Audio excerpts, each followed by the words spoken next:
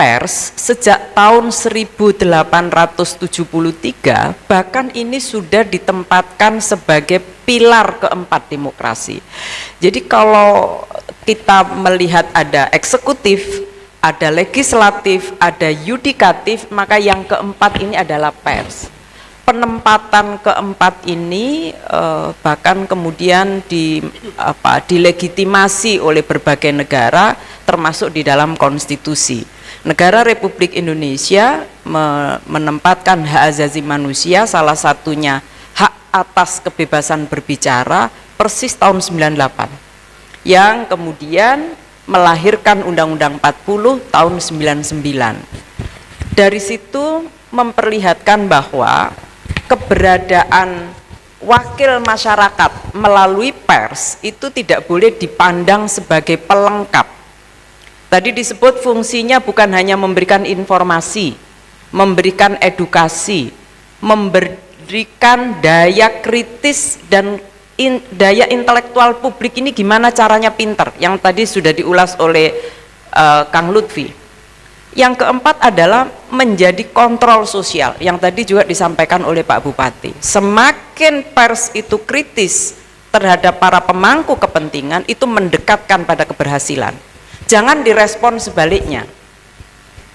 Maka kami selaku Dewan Pers ini satu lembaga yang dibentuk oleh negara, diberi kewenangan untuk mengawasi jalannya pers di Indonesia, melindungi pers, melindungi agar berjalan secara independen. Karena beda pers saat ini dengan masa zaman Orde Baru.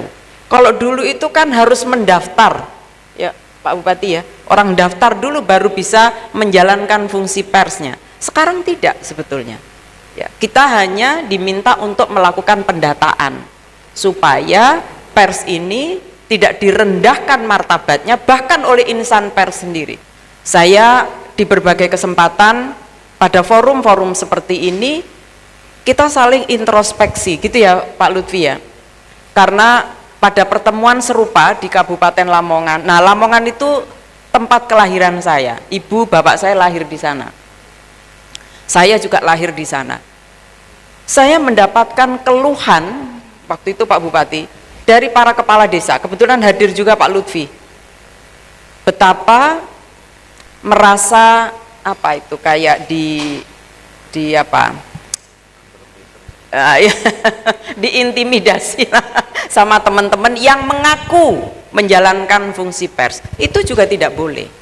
Jadi ketika pers diposisikan sebagai pilar keempat agar hak warga masyarakat untuk memperoleh kesejahteraan dan keamanan tercapai, dibantu oleh pers melakukan kontrol sosial terhadap perilaku aparat yang dalam menyusun kebijakan maupun mengimplementasikan kebijakan tidak sesuai dengan harapan konstitusi, maka itu juga harus dijaga dengan sebaik-baiknya.